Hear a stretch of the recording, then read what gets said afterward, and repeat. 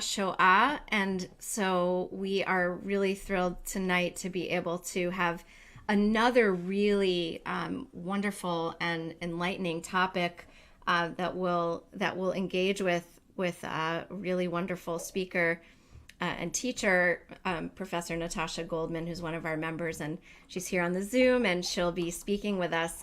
We're going to do a slightly abbreviated service so that we can have time for Natasha's talk at the end.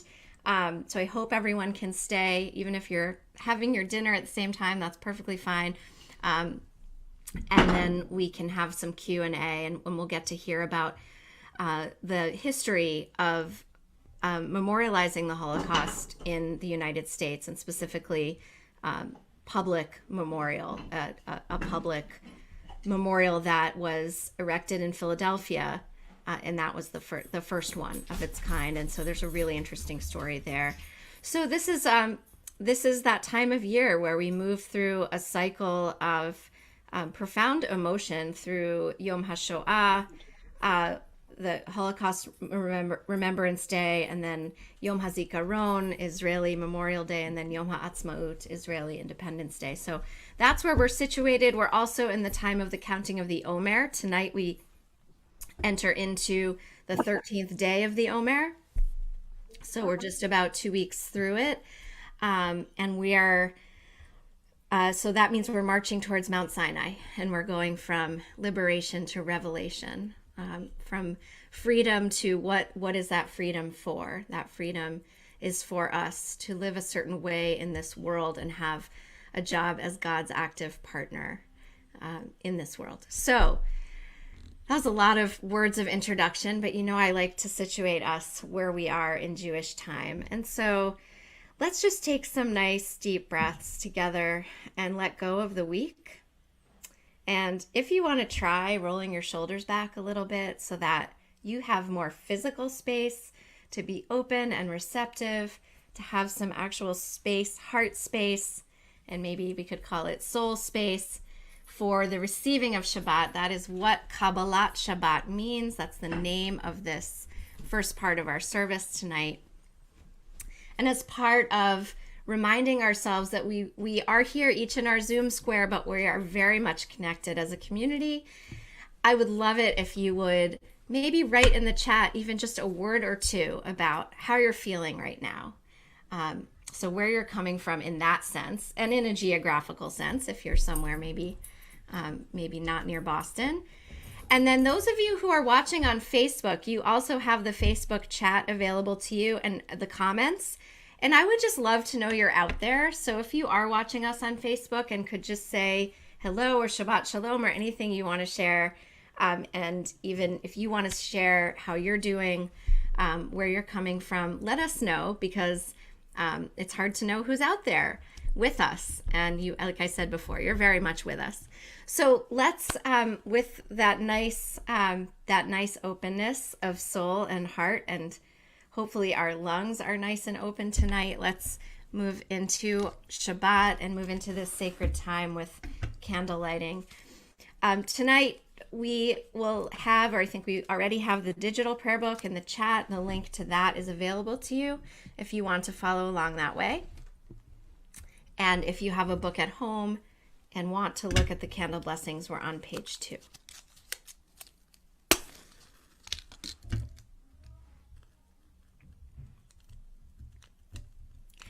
Baruch atah Adonai Eloheinu melech haolam asher kidshanu b'mitzvotav v'tzivanu lehadlik ner shel Shabbat.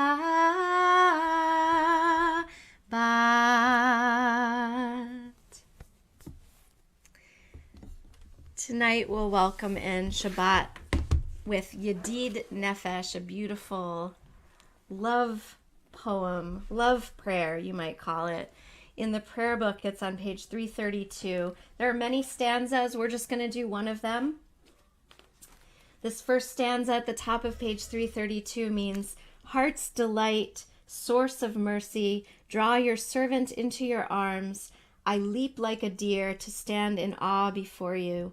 Your love is sweeter to me than the taste of honey. Lots of echoes of our book in the Hebrew Bible, the Song of Songs, Shir HaShirim. And many of you may not know the words, so just yadadai along with us and see if you can enjoy the melody. Yedid nefesh av harachaman mishoch avdecha eretzonecha yarot avdecha kemo ayal ישתחווה אל מול הדרך ירב לו ידידותך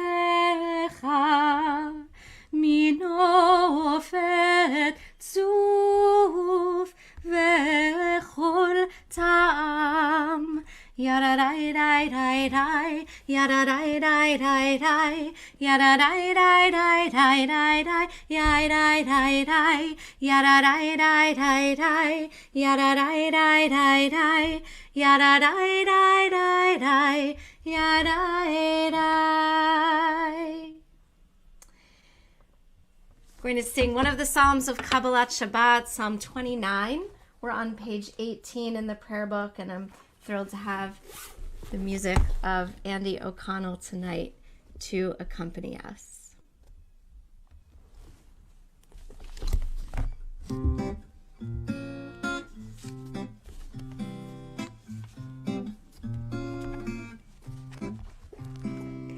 Mizmor leDavid, Havul Adonai bnei Elim. Havul Adonai, kavod va'oz, yai lai lai. Havul Adonai, kevod shemo, yishachavu l'Adonai, behadrat kodesh. Kol Adonai al hamayim, el hakavod yirim. Adonai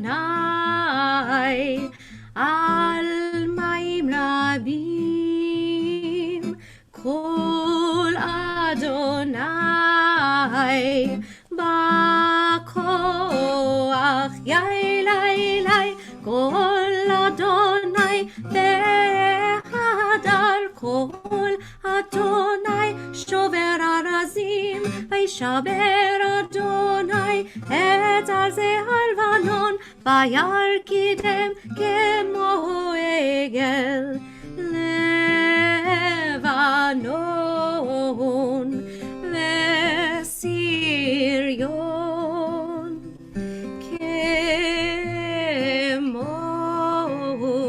kemo ven reimim.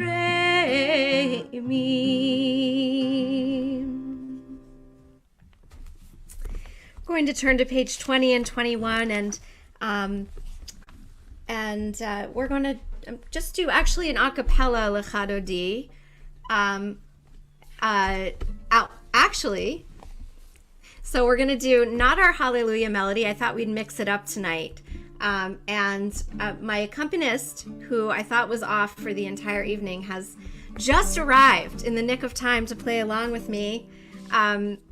He'll be off camera, but he will be playing, and hopefully you can hear him okay. We're going to sing the yadadai, yadadai, yadadai. That's what I call this version of Lechadodi. We're on pages 20 and 21, verses 1, 2, 5, and 9. When we get to verse 9, we'll rise and bow and symbolically greet the great guest of honor, Shabbat itself. Lechadodi likrat kala, yadadai, yadadai, yadadai, b'nei Shabbat nekaveda. דודי לקראת כלה, ידעי, ידעי, ידעי, פני שבת נקבלה. שמור וזכור בדיבור אחד, השמיענו אל המיוחד. אדוני אחד ושמו אחד, לשמור תפארת ולצילה. לך דודי לקראת כלה, ינאי, ינאי, ינאי, פני שבת נקבלה. לך דודי לקראת כלה, ינאי, ינאי, ינאי, פני שבת נקבלה. לקראת שבת לכו ונלכה, כי היא מקור הברכה. מראש מקדם מסוכה, סוף מעשה במחשבה תחילה. לך דודי לקראת כלה, ידעי, ידעי, ידעי, פני שבת נקבלה. לך דודי לקראת כלה, ידעי, ידעי, ידעי, פני שבת נקבלה. Verse 5. התעוררי, התעוררי, כי באורך קומי אורי. אורי, אורי, שיר דברי, כבוד אדוני עלייך נגלה. לך דודי לקראת כלה, יללי, יללי, יללי, פני שבת נקבלה. לך דודי לקראת כלה, יללי, יללי, יללי, פני שבת נקבלה. בואי ושלום עטרת בנה, גם בשמחה ובצהלה.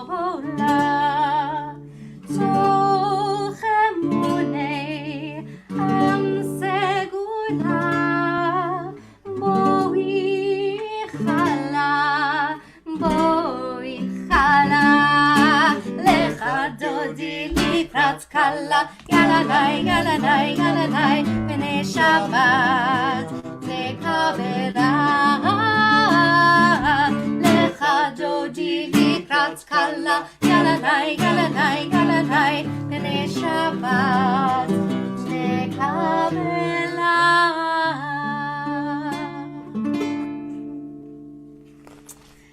So who had something awesome happen to them this past week? Awesome in the colloquial sense or awe-inspiring? Let us know in the chat. The buds have come out on the trees. That's mine. I'll never stop being awestruck by that. I hope I never do, I should say. We're at the top of page 342 for our Magadlu round. Wow, all right, we're hearing about baby Austin who started crawling. That is awe-inspiring indeed. Yeah, look out for sure. Look out for Austin. He is coming for us. A cute bunny. I saw 4 cute bunnies today. Lisa, you saw a cute bunny too. All right, they are everywhere. All right, keep them coming. Some of us just sing hallelujah, or you can sing the words. Hallelujah, hallelujah, hallelujah, hallelujah, hallelujah, Magadlu, Maasechaya.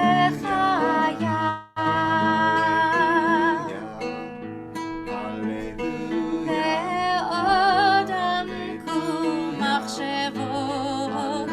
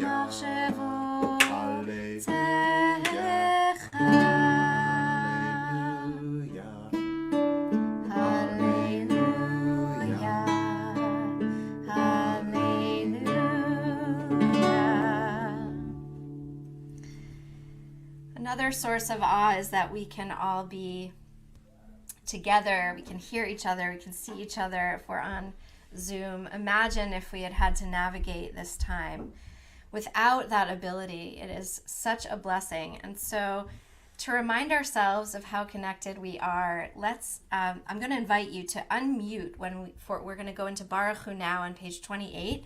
And I'll invite you, if you wish, on the Zoom to unmute yourselves for the response so that we can hear each other, though we won't be exactly in sync, and that's okay.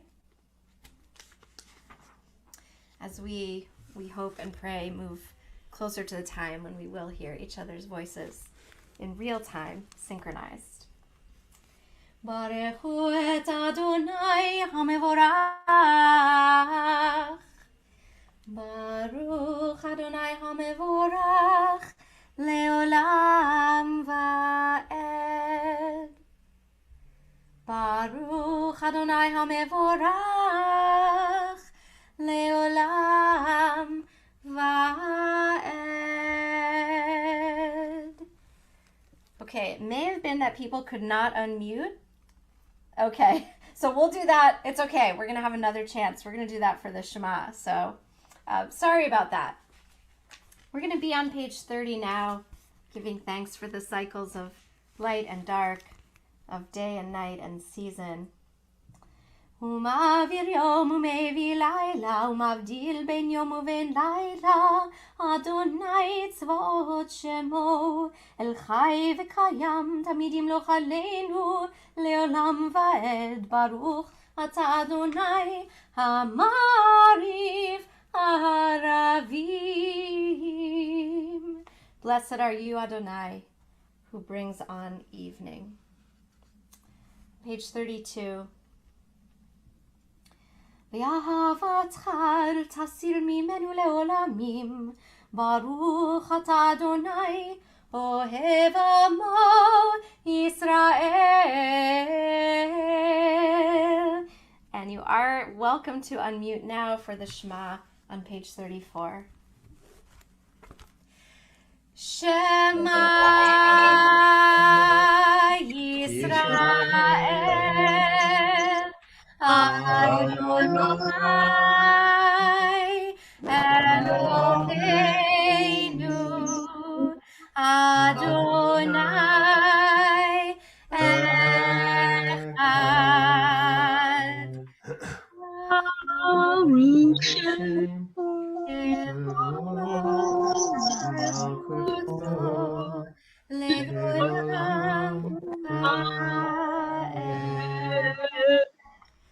on page 36 for V'ahavta. I'd ask that everybody mute once again.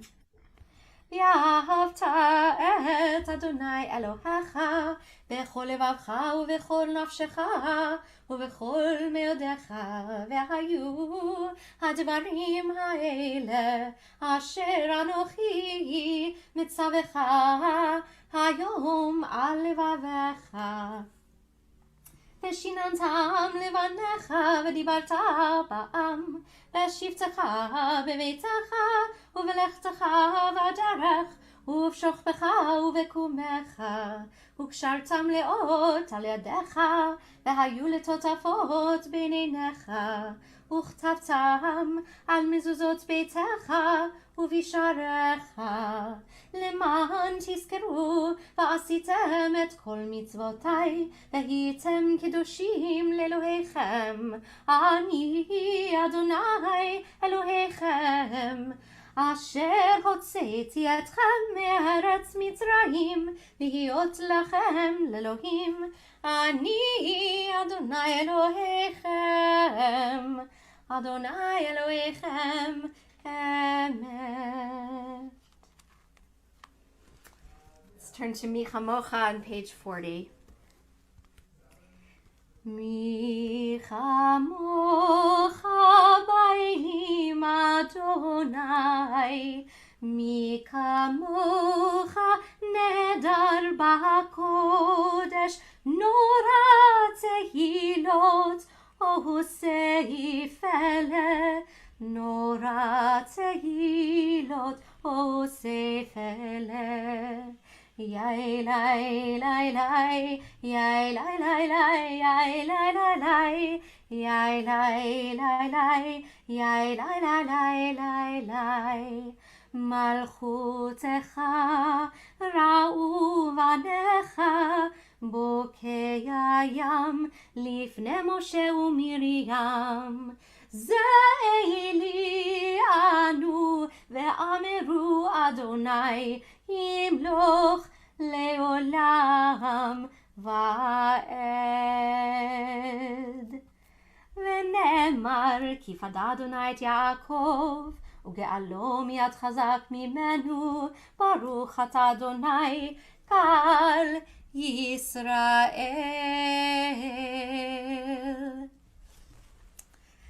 So at this time we will sing our lullaby blessing, at least that's what I call it. Let us lie down in peace. Let us wake up tomorrow to new life. May we honor those cycles that our bodies and our souls need of wakefulness and rest, of activity and rest, and wakefulness and sleep, that mirror the cycles of seasons and night and day. Cycles are so important, and when we try to resist them, it doesn't tend to go well for us. We have rhythms built into our bodies that would like to be honored, and we can usually tell when we're not honoring them. So let's remember that at one time, our world, when the sun went down, was dark. And there was fire, at least for some part of history. But other than that, it was a dark world. It was a quiet world. And our ancestors came up with a beautiful prayer. Hashkivenu, we're on page 42. And Andy will accompany us for Hashkivenu.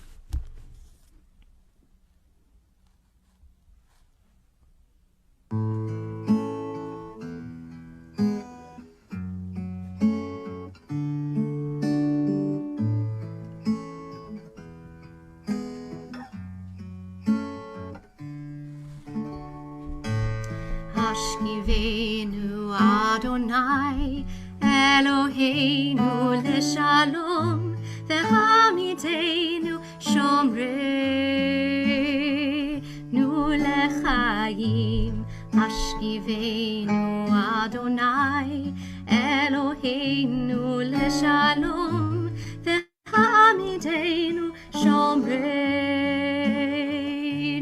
lechayim. Ushmor tzedenu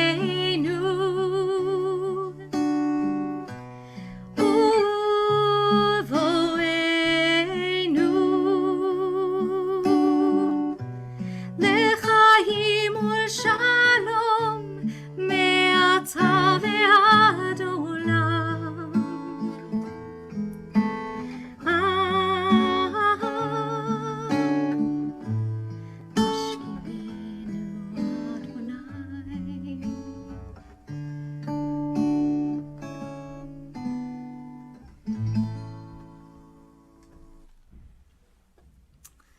Thank you so much, Andy, for your beautiful music. We're going to have the chance to introduce our Amidah, our standing prayer, so we'll rise in body or spirit as we're able.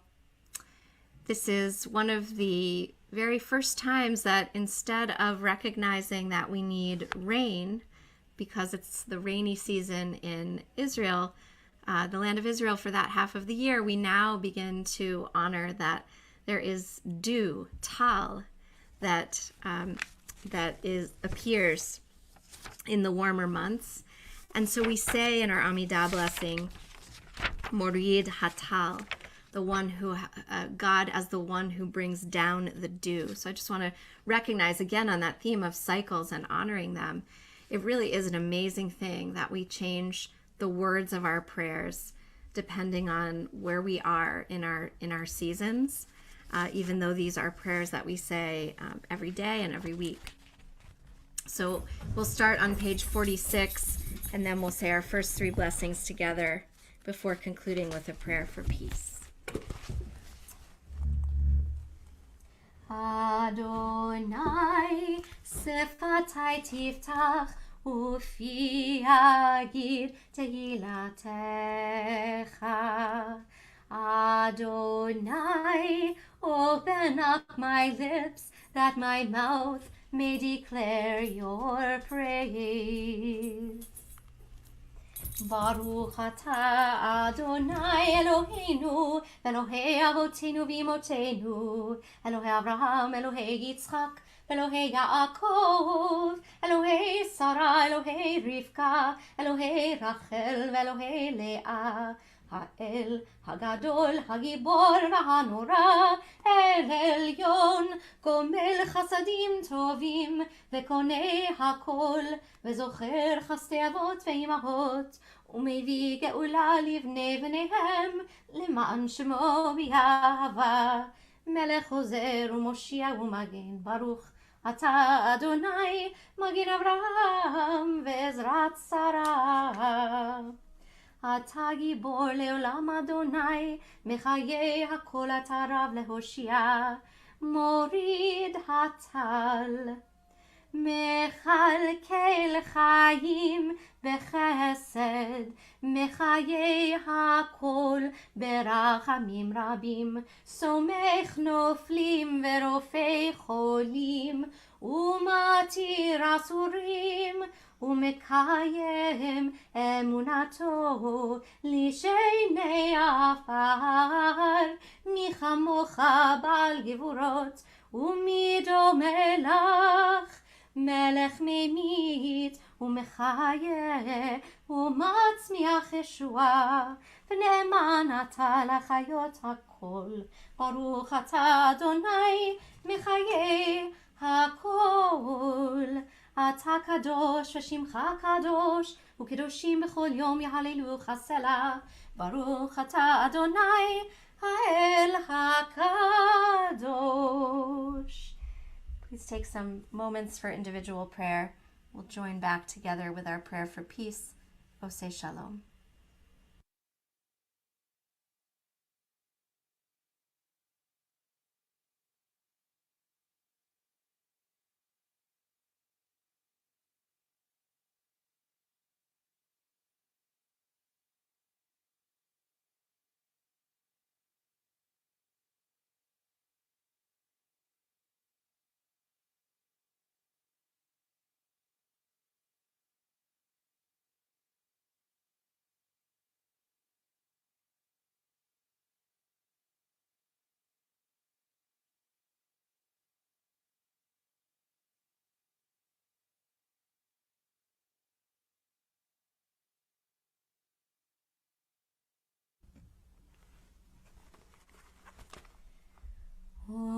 Oseh Shalom bimromav, hu yaseh shalom aleinu ve'al kol Yisrael, ve'imru imeru amen. Yaseh shalom, Yaseh shalom, shalom aleinu ve'al kol Yisrael. Yaseh shalom, Yaseh shalom, shalom aleinu ve'al kol Yisrael. Yaseh shalom, Yaseh shalom, shalom aleinu ve'al kol Yisrael. Yaseh shalom, Yaseh shalom, shalom aleinu ve'al kol Yisrael. At this time we call to heart and call to mind those who are in need of healing of body or of spirit. As we pray the Mishaberach Lecholim, we offer this blessing for those who are ill. We think of the many thousands who are suffering in our country and around the world, being ill with COVID-19, and so many others. So if you're on the Zoom or on Facebook and want to let us know in the chat for whom you're praying tonight, those you know and love, and maybe those you don't know, feel free to bring them into our virtual sanctuary. And I'm going to mention some names from our community or connected to our community. Tonight we are praying for Allison Rim, Anita Kulik, Judy Goldberg, Eileen Schwartz, Richard and Margit Hershey, Karen Shea, Doug and Mila Krynick, Mitch Balin, Aaron Page, Sydney Jean Pisetsky, Naomi Fisher, Naomi Batsipora Yosef, Isaiah Jackson, Tammy Griffin, and Brent Cantor. And all those who we've named here and who we've named in our homes. If we're not connected to the chat feature or that's not accessible to us, I would recommend that you say the name aloud or names aloud in your own space. I think there's some power in that. And we'll go into our prayer, this time again accompanied by Andy. The Misha Berach is on page 253.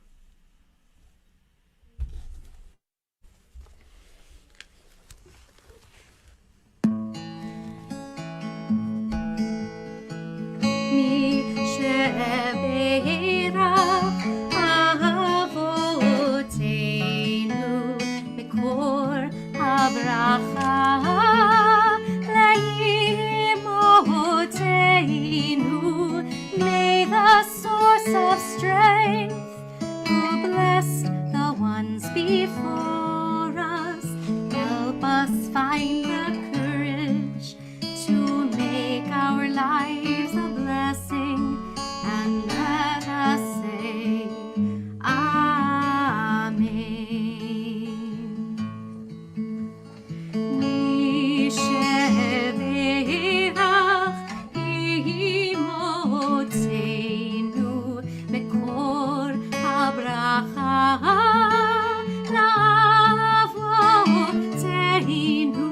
Bless those in need of healing with refuah shlema, the renewal of body, the renewal of spirit, and let us say Amen.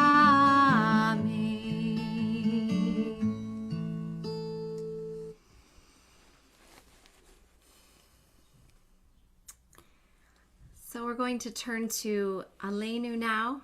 A reminder, if you weren't here at the beginning and don't know about this, we're having, in place of a Devar Torah tonight, we're going to have a wonderful talk by one of our own members, Professor Natasha Goldman, following services. So we're going to wrap up our service in just a few minutes so that she can share with us her wisdom about Holocaust memorials, and then we'll have some chance for Q&A.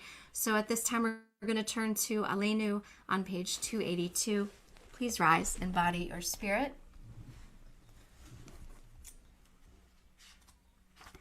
עלינו לשבח לאדון הכל, לתת גדולה ליוצר בראשית, שהוא נוטה שמיים ויוסר הארץ, ומושב יקרו בשמיים ממעל, ושכינת עוזו בגופי מרומים, הוא אלוהינו אין עוד. ואנחנו קוראים ומשתחווים ומודים לפני מלך מלכי המלכים הקדוש ברוך הוא. ונאמר והיה אדוני למלך על כל הארץ ביום ההוא יהיה אדוני אחד ושמו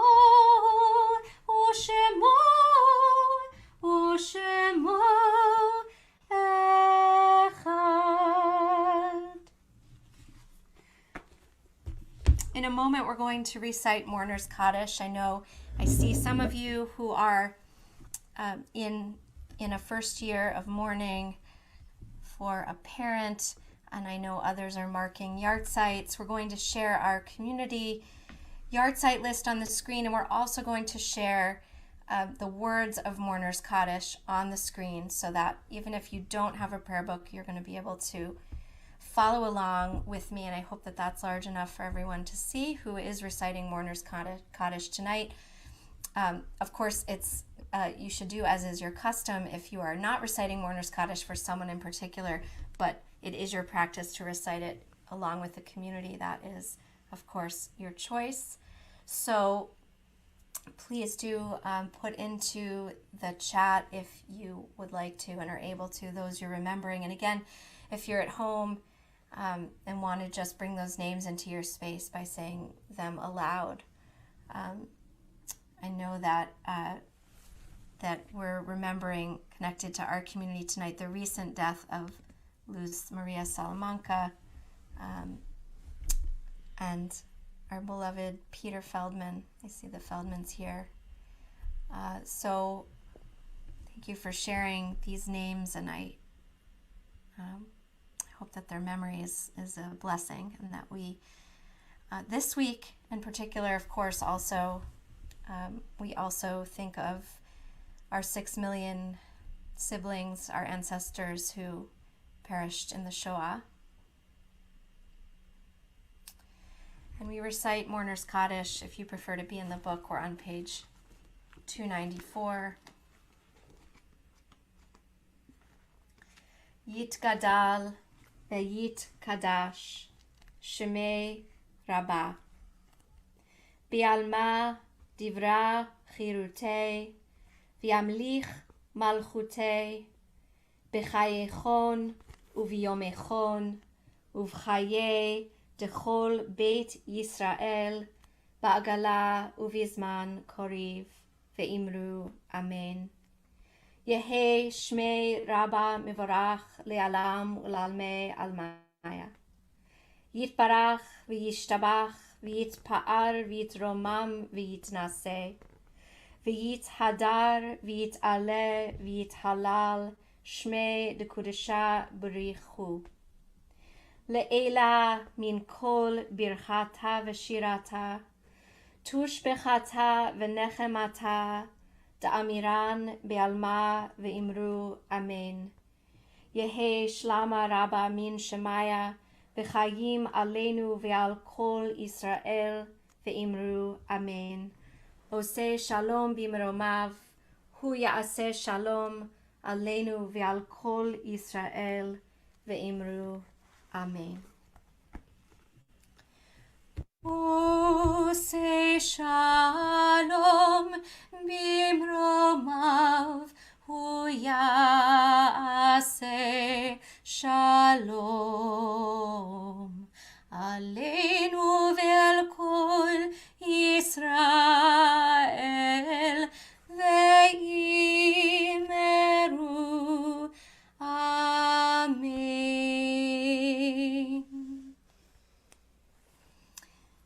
I just want to share a couple of announcements before we'll conclude the prayer part of this evening and move into our speaker for the evening.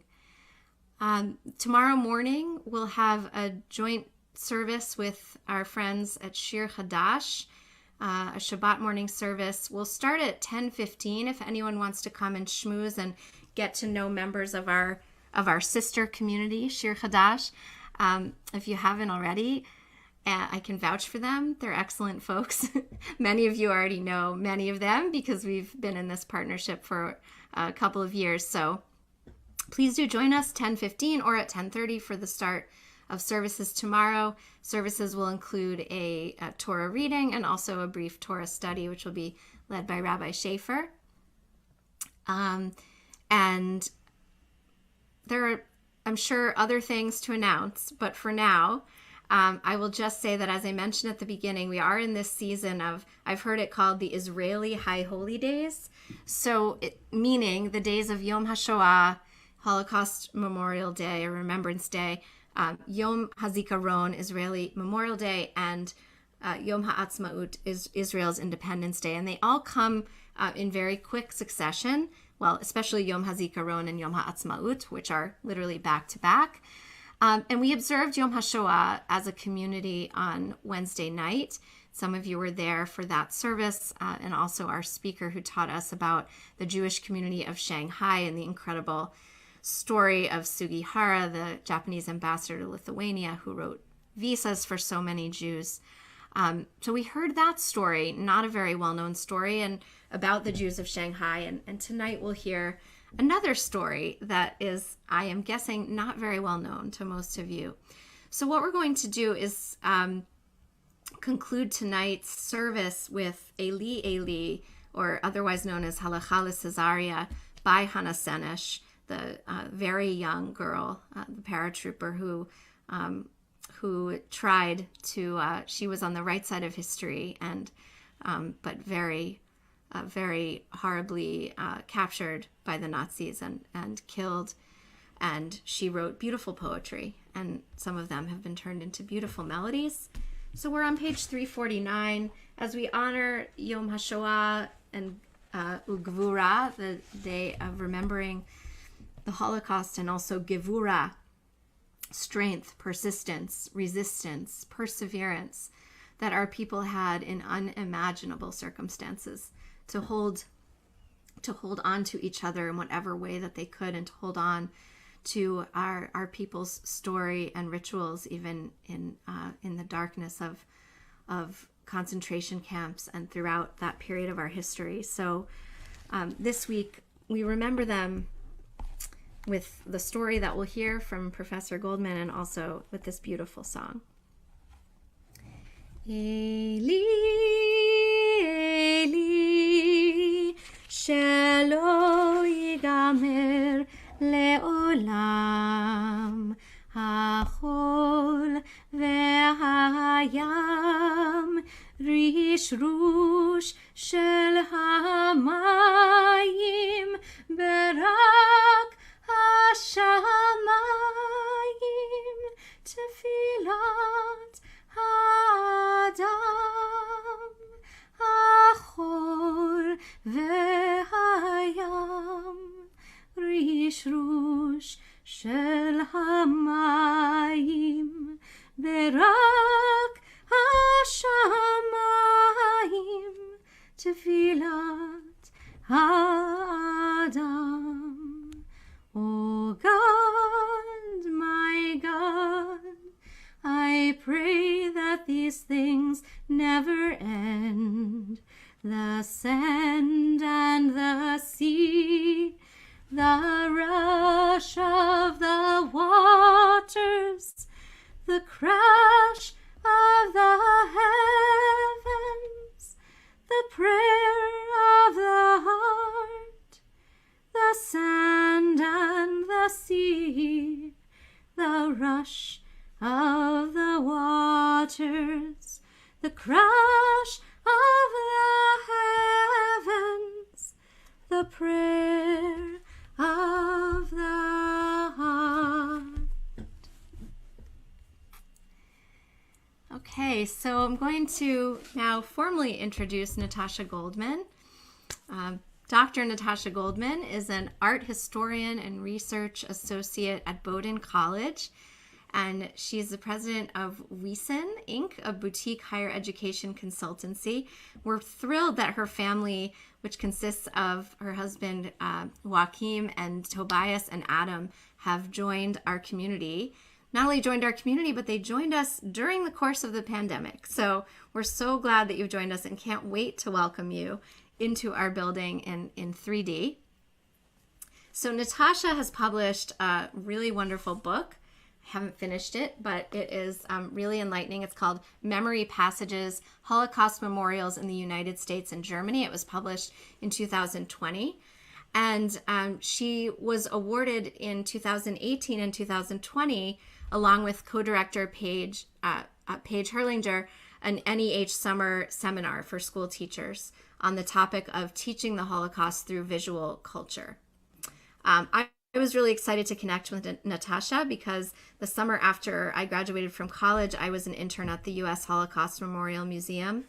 And that was really important to me. And I later worked at the New York's Holocaust Museum, the Museum of Jewish Heritage, a living memorial to the Holocaust. I was working there for 2 years, from 2000 to 2002. And so this is a topic that has always been important to me and really, really interesting. How do we talk about the Holocaust? How do we remember it? Where is it in our public discourse? And for many, many years, it was not in our public discourse. So Natasha tonight is going to speak about Nathan Rappaport's Monument to the 6 Million, which was built in 1964 in Philadelphia. And so I'm going to let her tell you all the interesting stories about this, and then she'll speak for maybe a half an hour, and we'll have some time for Q&A afterwards. And again, I am guessing that Natasha would be fine with everybody. If you need to eat dinner while you're listening, then just consider it a Shabbat table conversation, and that's fine too. So Natasha, Professor Goldman, thank you so much for being here tonight. Thank you so much for having me, Rabbi, and thank you for that really, really lovely introduction. So glad to be with you here tonight, and really honored to speak with you about some of the research I've done. And I hope that it's new to you and that you learned something, a really, really fascinating story to share with you. And can you see my screen? Wonderful. Okay. In honor of Yom HaShoah, I'd like to share with you tonight a fascinating story of Holocaust memory and community in the context of Philadelphia's 1964 Holocaust Memorial called the Monument to the 6 Million. Sorry, I was just trying to figure out how to move myself to my next. Nope, that's not gonna work. Sorry, 1 second. No problem. If you're having trouble, Natasha, we can have Josh share it as well. If you're I just need to move forward in my screen. Okay. There we go. Called the Monument to the 6 Million Martyrs, designed by the Polish Jewish sculptor Nathan Rappaport, and located at the corner of Benjamin Franklin Parkway and 16th and Arch Streets in Philadelphia. I'm guessing that you don't know this memorial because I have given this lecture quite a few times, and very few people in the audience even recognizing it. But you may be familiar with some other fairly or more well-known memorials, all of which were built in the 1980s. This one, George Siegel's The Holocaust, 1984, using a modernist, postmodernist idiom of painted bronzes figures cast from friends of the artist. You know Boston's Holocaust Memorial, 1985. Kenneth Treister's sculpture of Love in English, 1985 in Miami.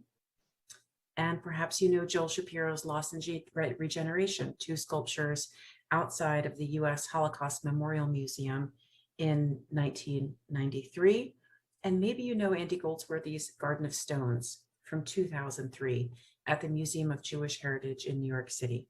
I write about all these in my book, but today I want to focus on Rappaport's Monument to the 6 Million because I find it quite fascinating that it was built in 1964, that hardly any of us know about it. I like to say that it's hidden in plain sight.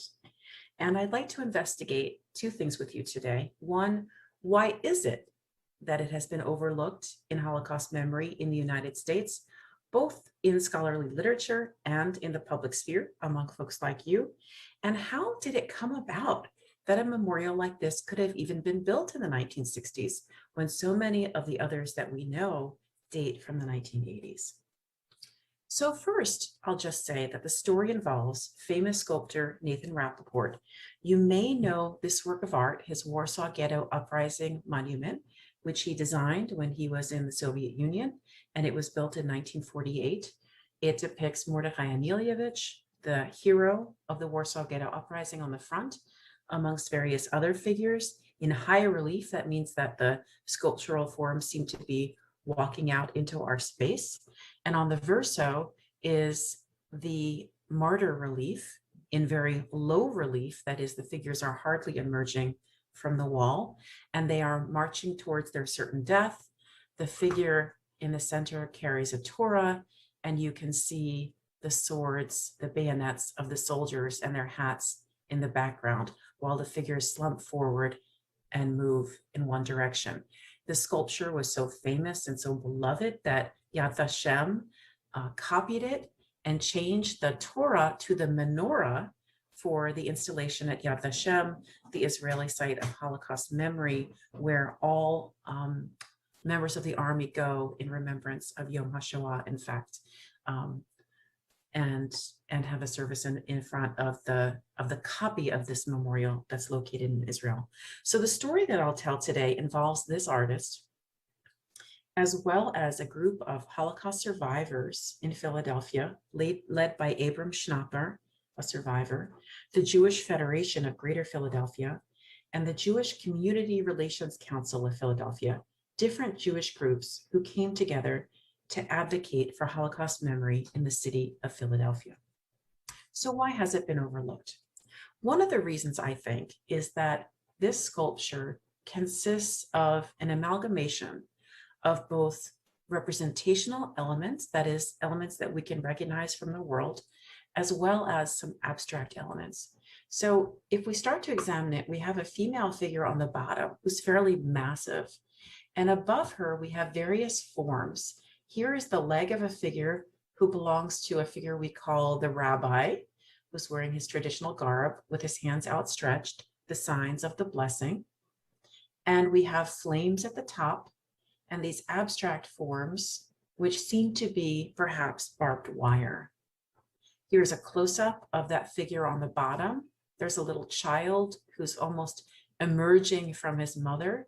And there's a very abstract detail right over here of a mother holding a child. So highly abstract in some cases, and in other cases, there's more detailed figuration.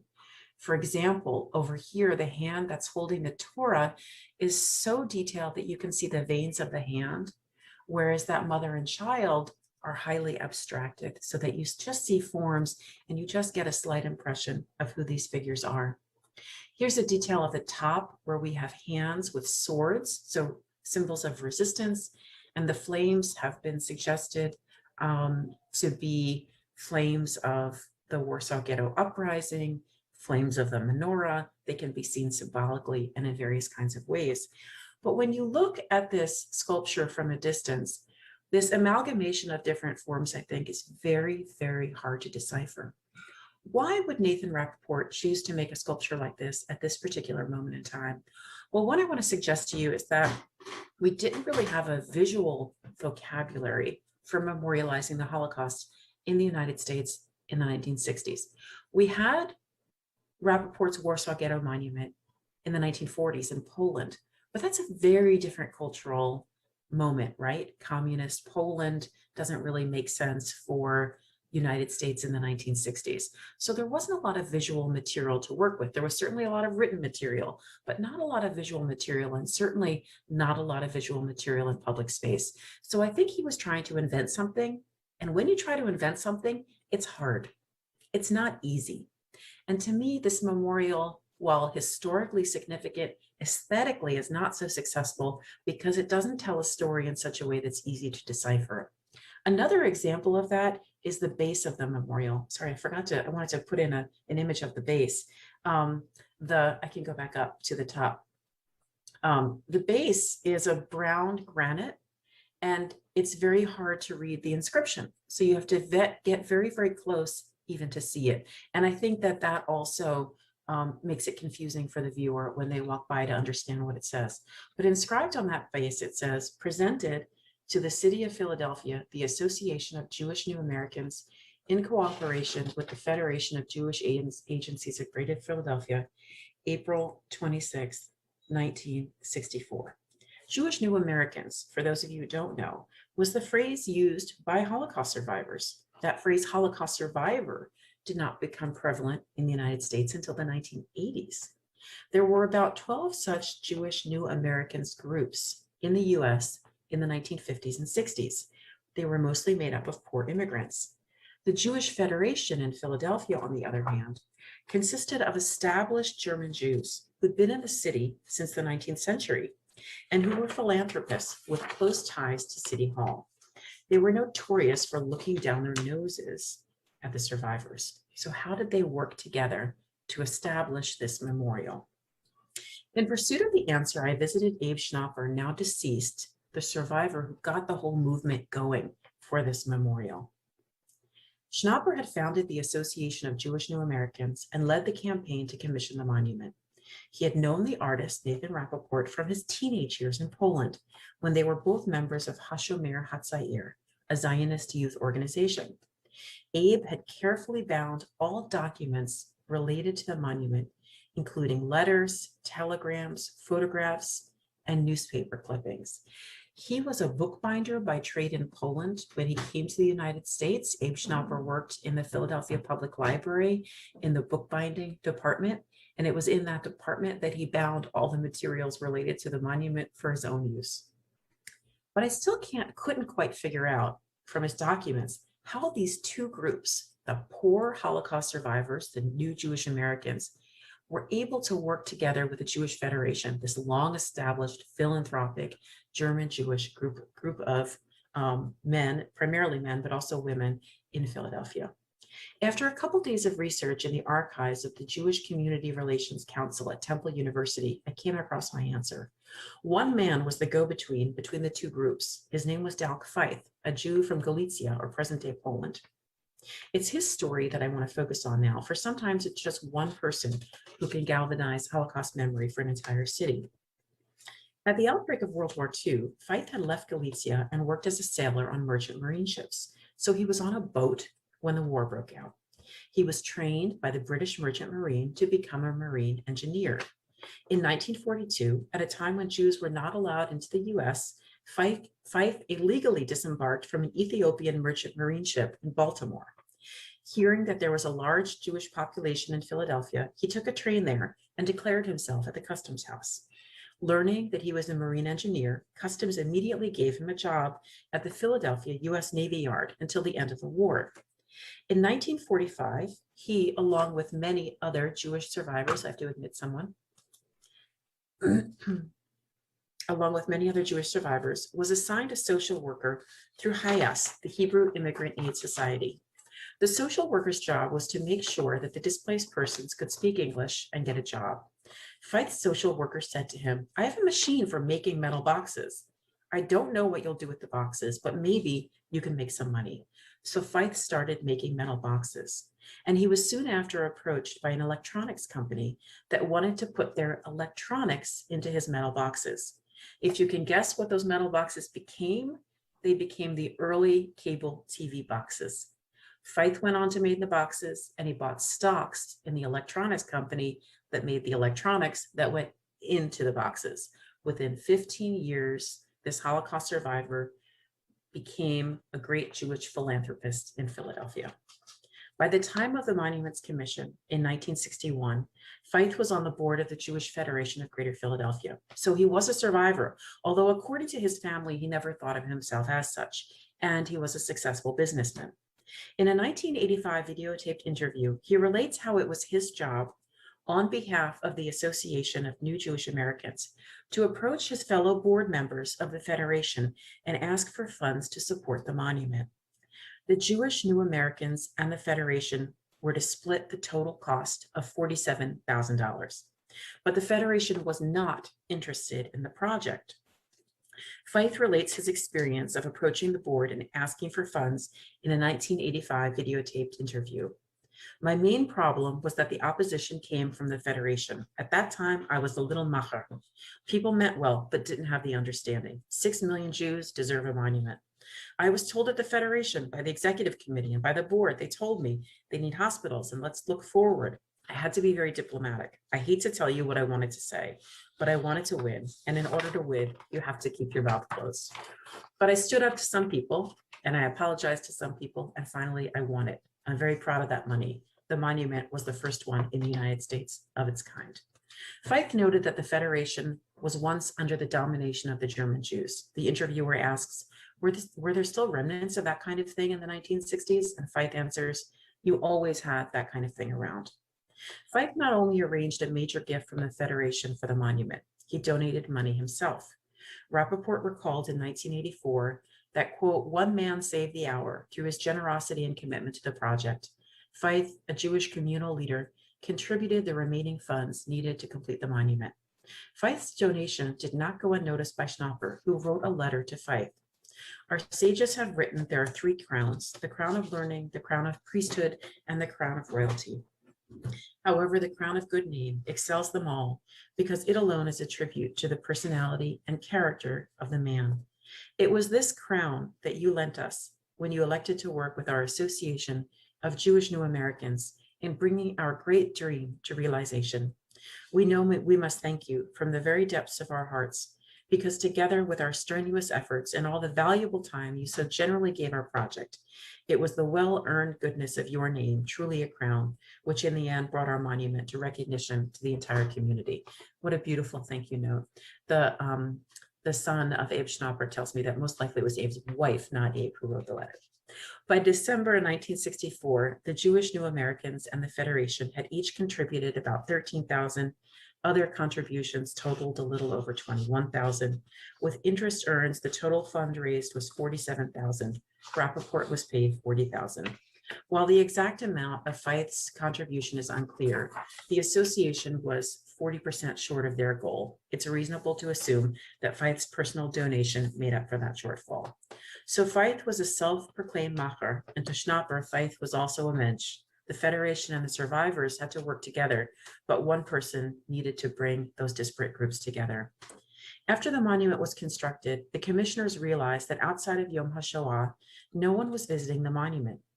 In fact, it did not appear on a book of Philadelphia public art until 1991. There might be many reasons for this. At the time, the monument was located on a triangular plaza at a busy intersection. The inscription on the brown granite is hard to read, and the artist uses an array of artistic styles, including here the highly representational hand holding the Torah, the mother and the child, and the other figures I showed earlier, making the figures hard to decipher. The Jewish Community Relations Council undertook to create a committee that would spread awareness of the monument to the public. But it did more than that. Within 1 year, it spoke out during incidents of anti-Semitism, such as David Duke's interview on local TV, provided bookshelves for schools, a program of free books on the Holocaust for public schools, and most importantly, it worked to establish the first Holocaust education curriculum in the city of Philadelphia, taught in public and parochial schools. So while the memorial was overlooked by the public, the committee responsible for it made certain that the Holocaust was being taught to the city's children. In a letter Schnapper wrote just after the dedication of the monument to Rappaport, in a letter to Schnapper written after the dedication, Rappaport wrote, "The uprising in the ghetto has taught us, never bow your head, be helpful, and fight for justice and righteousness. While the Warsaw Ghetto uprising does not play the role in Jewish life and memory as it once did in the 1960s, Rappaport's words, never bow your head, be helpful, and fight for righteousness and justice, fight for justice and righteousness are words that ring true even today. Since 2018, the monument is no longer hidden in plain sight. A new generation of Jewish philanthropists, Dalk Feith's daughter, Debbie Feith, among others, came together to redesign the plaza. They hired an architect and worked with historians, and you can see here that the monument is still at the top of that triangle park, but it's no longer an empty plaza. We now have a wall of information, these 6 pillars of information over here, a tree from Theresienstadt, a grove of trees that's symbolic of life, and also some railroad ties from one of the concentration camps. And there is a beautiful website, which I wrote here, which you can visit and go through all of the different slides. So while forgotten for many years and non-existent in the literature on Holocaust memory, I still think it plays a vital role for us. It tells us how disparate groups of Jewish community members who often didn't get along well work together to make this work happen, how one person who's able to bridge different groups can make an enormous impact on a city, and how a group of supporters of the monument spread education and Jewish awareness throughout the city, working closely together with the Catholic diocese. The plaza today, I think, is an indication that the monument is still important for us today, that Holocaust memory is still important for the city. And now when one Googles Nathan Rappaport and the monument to the 6 million, it's all over the web. because of the redesign of this plaza. So memory is alive and gets reinterpreted throughout time and in different visual means. And I'd love to take your questions if you have any.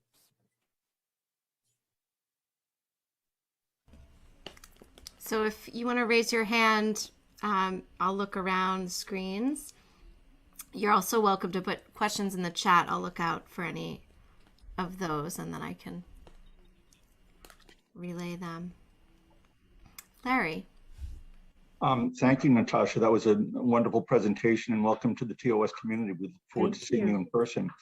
I have a question for you as someone who knows about art. I was just really intrigued by the abstract combined with the very detailed, and I'm wondering if one explanation here is the very detailed showing the individual suffering, and maybe the abstract is more intended to show the multitudes here, the huge numbers that were involved here.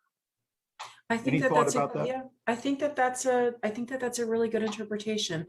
You know, absolutely. If we go back to the top, memorials that are abstract in nature tend to leave interpretation more open, right? They tend to let us really think about and make associations that we would like to explore for ourselves. So one might notice that Joel Shapiro's little loss is actually a kind of a house, almost like a child would make a house turned upside down. Joel Shapiro had been working with figures for decades already, and the first one he did in this manner was actually for the death of his sister, who died in an accident.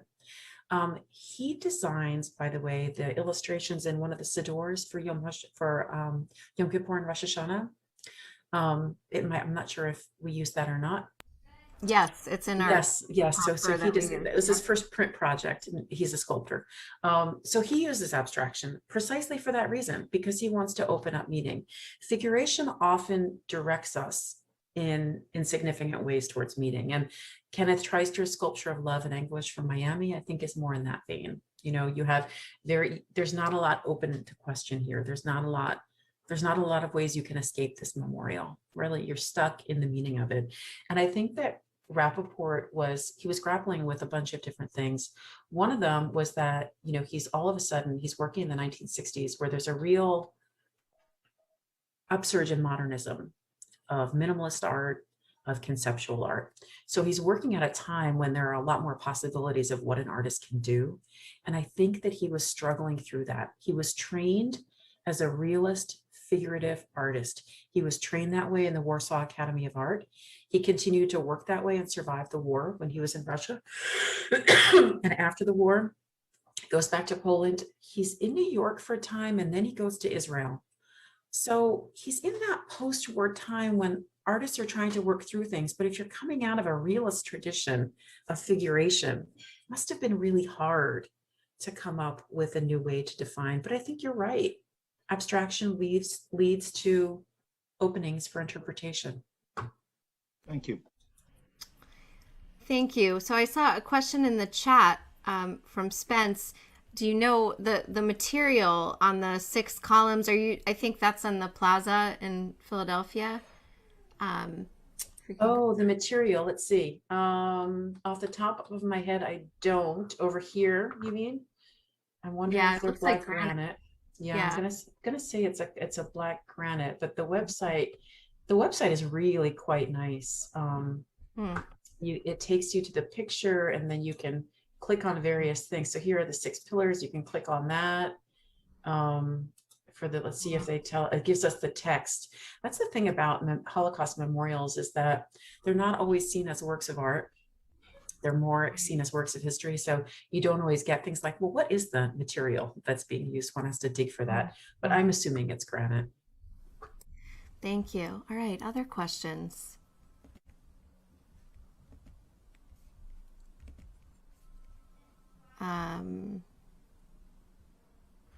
Okay. Has anyone seen it?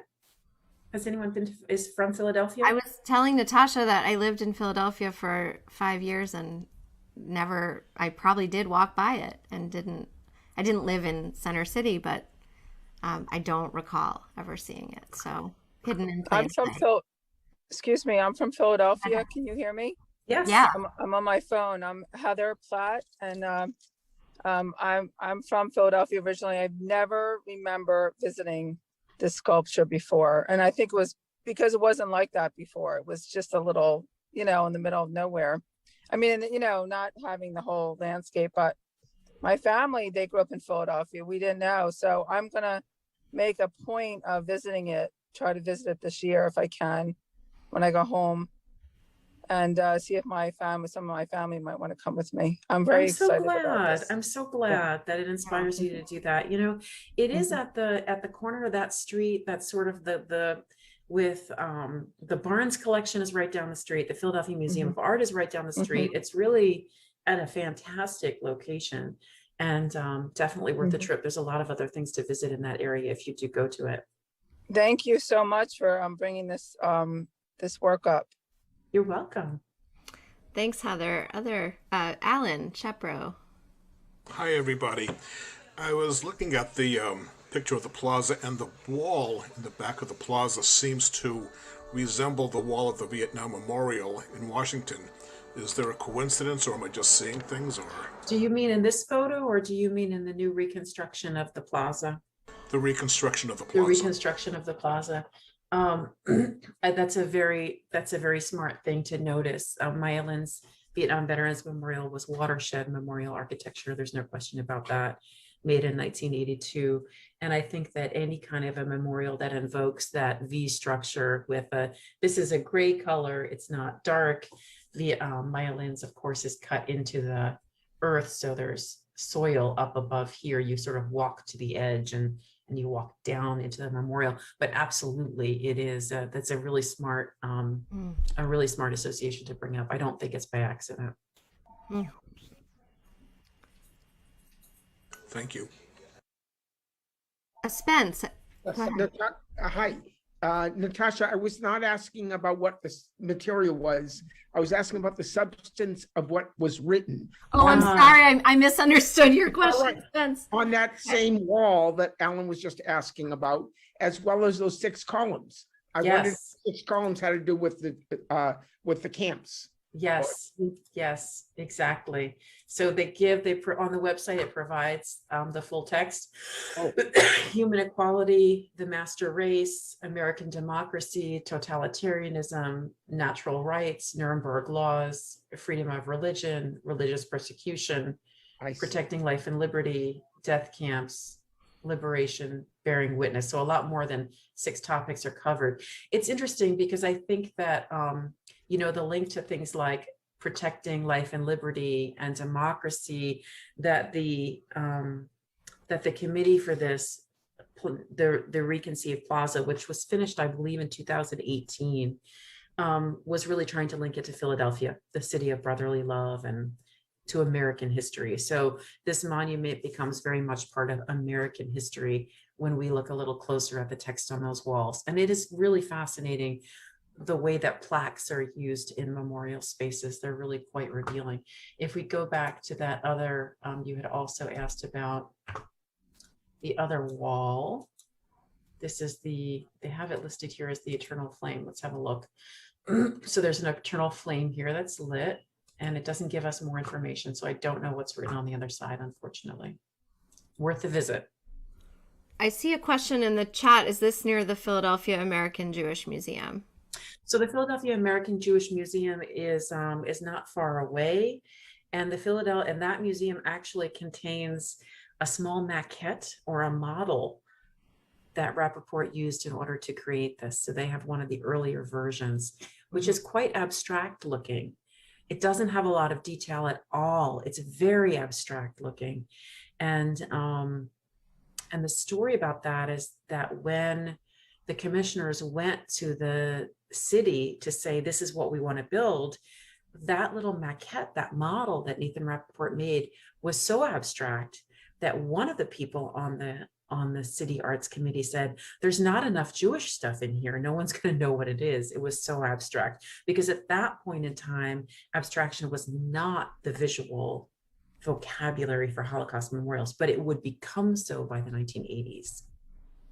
So the connection to the new Jewish Historical Museum is important for this monument. Fascinating. Thank you. And no one had written about this before I did the research. It was kind of like a detective story to find out how it came to be. Are there any other questions? I have a question, but I want to hold off in case there are any others.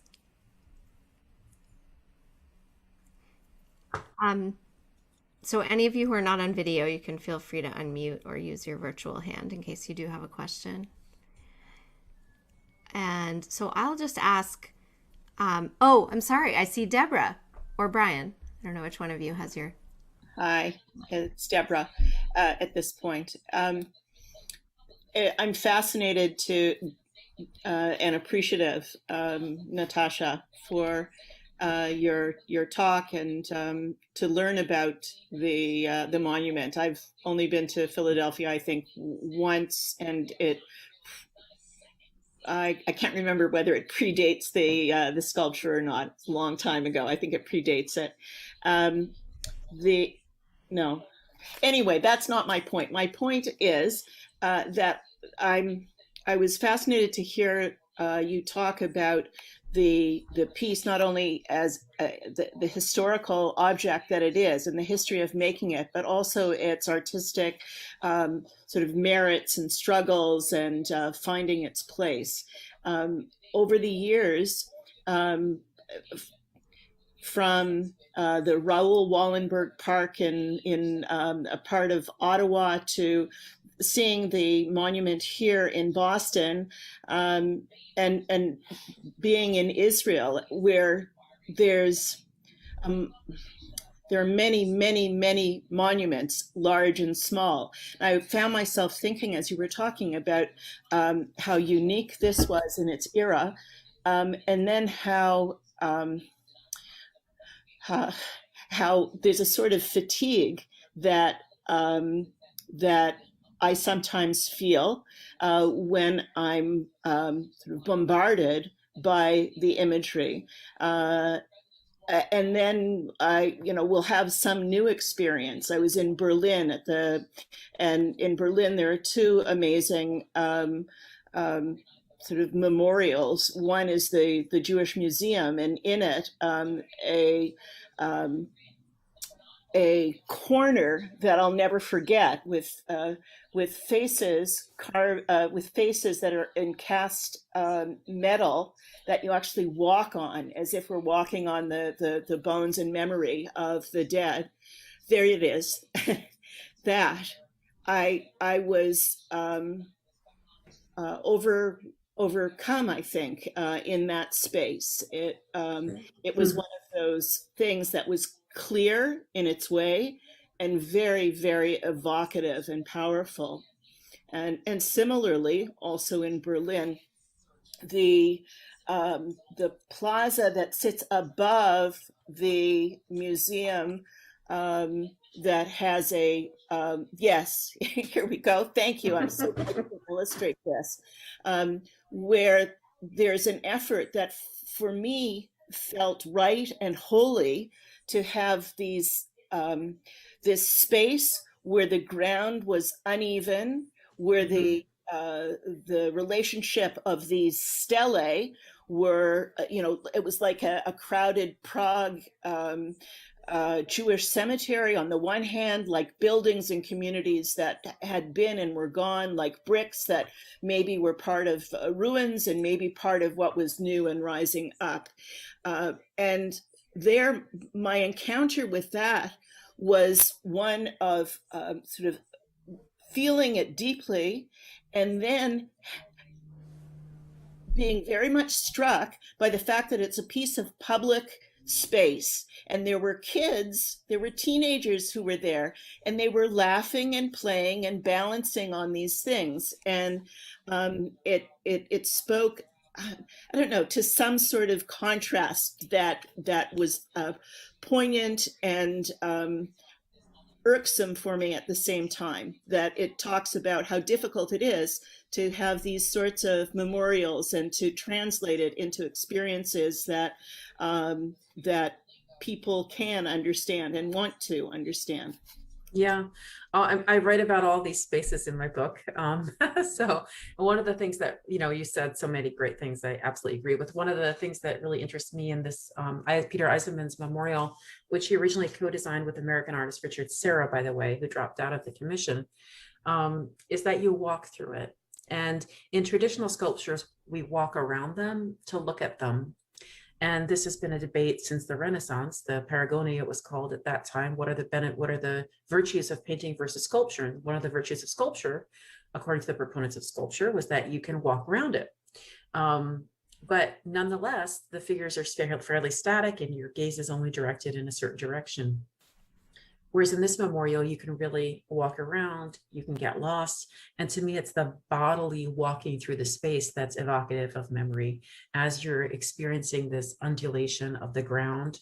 So the ground undulates, as does the top of the stele. That's absolutely correct. So walking for me is really important. I always love the fact that kids are running around. I feel like if kids are running around and playing and are comfortable here, maybe later in life, they'll feel okay about coming back. They won't remember it as this burdensome, horrible place, but rather when they're older, they will come back and experience it in yet a different way. I think it's important to take into account the fact that people will experience art in different ways, and especially people of different ages will experience art in different ways. In museums, we're supposed to behave in a certain way, right? We're supposed to be quiet, stand back from the art. Public art's not like that. You put art in public space and it's up for grabs. That's what I love about it. My husband's a museum professional. He deals with the galleries. I deal with the public space. Wow, what a great question and wonderful response. Are there any other questions? We have time for one more question.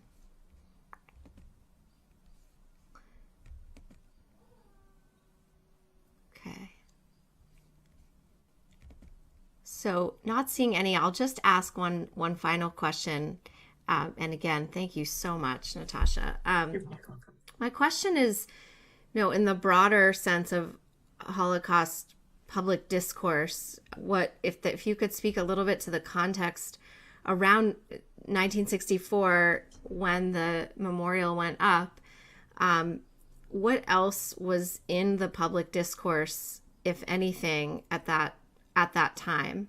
And I was fascinated to learn about the name of the group of survivors, which I guess as a side question, was that group present in many different cities? But what if anything was in the public eye about the Holocaust around 1964? Well, I could probably ask a lot of you that question because in the audience, because you know that personally. Certainly when I was growing up in the 70s, the Haggadot always had something about the Holocaust, right? Usually, and maybe it's still today. There's still something about the Holocaust every Passover that one reads about. The Holocaust TV miniseries wasn't until 1979. President Carter's mandate to build a national site of Holocaust memory, that was 1979. You have literature that's being produced. I would say it's literature. The films don't really come out until later. Rabbi, you and I spoke about Shoah. That must have been the mid 80s or so, or early 80s. The 9-hour. The 9-hour Claude Lanzmann's film Shoah. And so there just wasn't much in the 1960s. And I think it's really telling that this association of new Jewish Americans even were not calling themselves Holocaust survivors. Yeah. These were Holocaust survivors, but they were not using that terminology. Yeah, that really. And in answer to the other question, there were about 15 or 20 different groups such as these in the United States. There was an active group of Warsaw fighters in New York, which was established a little bit earlier. But these were really, social groups. They met, they celebrated together. They created little magazines. I have some of them where they, published children's poetry and talked about the past, but talked about the present. It was a support group in a way that in terms that we would use today. And a lot of times I think that there's this sense that all Holocaust survivors are somehow traumatized, right? That they weren't able to live or function in the world, but many were able to. And Abe Schnapper was one of those people. He was functioning in the world. He loved life. He was filled with a joie de vivre when I met him when he was in his 90s. And he was passionate about this group and meeting with his fellow survivors. So it's an incredible history. There's someone in Australia is writing their dissertation on these groups of Jewish New Americans. And I don't know if that dissertation is done yet, but there's still research being done. There's another wonderful book by Beth Cohen called Case Closed, which is about Holocaust survivors in the United States in the 50s and 60s. And that's how I learned about the historical context of Abe's group, was through her book, that I finally understood why it was called this. It was because I learned that from Beth Cohen's book, Case Closed. Wow. Yeah. Well, thank you so much. What an enlightening, enriching take and story. Like, again, a side of the story I don't think we often think about or and don't know much about. So I really thank you for bringing this to us. And maybe some of us will be inspired to read your book. And I know we have many artists and people who are interested in art in our community. And as I shared with you, Natasha, I'm excited to bring you all together at some point. I have this dream of doing an art exhibition that is all TOS artists, and then to have our art scholars also be involved. So that's on my bucket list for TOS. And it was really just amazing to have you as one of our members be able to share this insight into this kind of art and this kind of way of holding memory, especially in this week in which we remember. So thank you so much.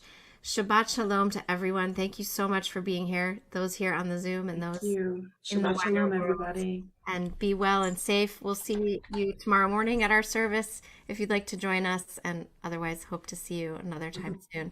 Be well. Thank you so much. Bye.